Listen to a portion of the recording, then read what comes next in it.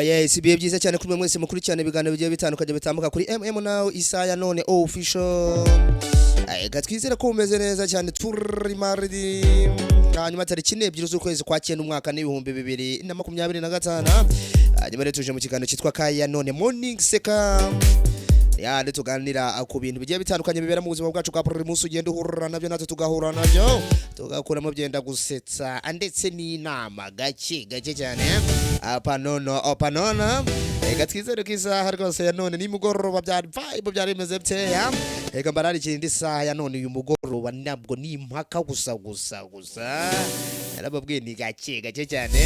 ayo kuri mwe mukomeje kugenda mudufasha kugira ngo tugere ku rugero ruhanitse ndavuga subscribe 500 urabona ko biragenda bizamuka gake cyane ega bibutse ko rwose umunsi twabagezeho ebana nanabavuge ngo panono gake cyane muzabona ibintu bidasanzwe abantu bashaka kujya mukururikirana umuhoza live. Hanyuma rero Ka Yanone uyu munsi akayaga ku muhanda, umuyaga se wo ku muhanda ujute kandi ngaho da Ka Yanone. Hari benshi cyane mugenda muhurana n'ibintu byinshi cyane bigiye bitandukanye mu buzima bwa buri munsi ariko mudafitiye ubushobozi, mudafite n'ikintu mwabihinduraho. Eba rero akayaga ko ku muhanda gake sinzi icyo utekereza wowe ariko njyare ibyo ntekereje byambayeho cyangwa ndi byamubayeho cyangwa se gake cyane. Naratemberaga rero ahantu gake rwose ngenda ntembera nabwe ngo ninjya ntambuka gake ya urabona Ka Yanone. Ku munsi umwe rero ndi gutembera rwose mbona umwana w'umukobwa yaragiye rwose kugura ibiryo byo kurya ku isoko.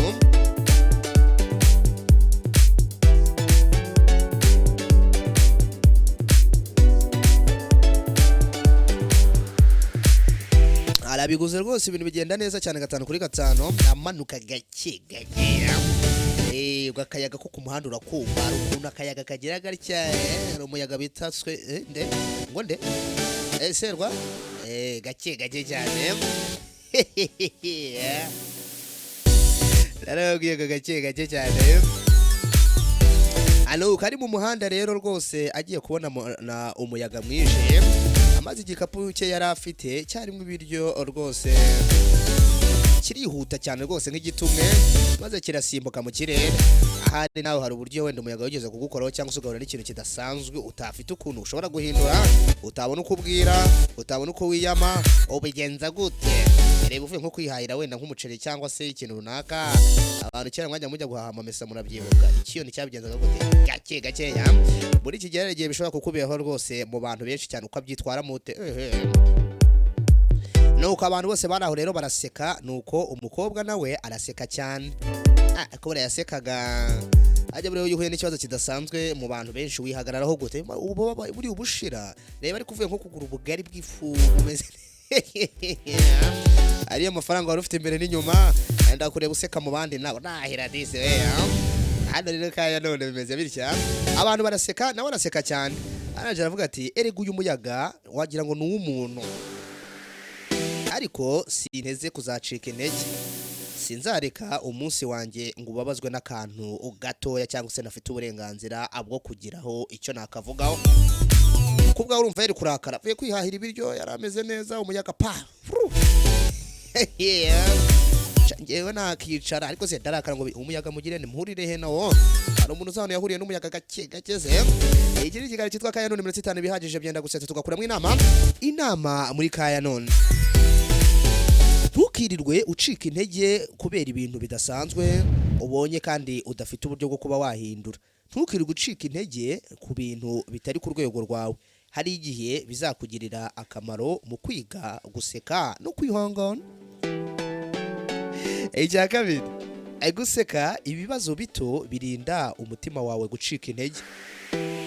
Ahari wenda ibyo biryo byawe wowe babigize bacyari kada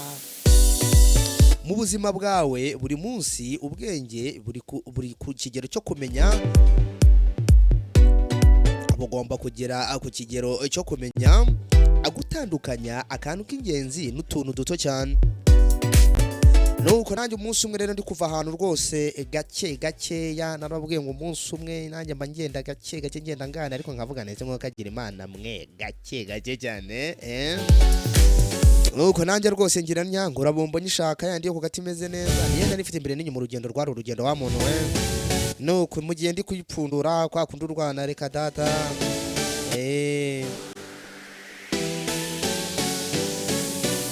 nagize hanyuma igatakara mu mukungugu abantu barangwa bagakomeza bakantumbira ukuntu nayishaka kumva narabigenje ne isubize nawe bye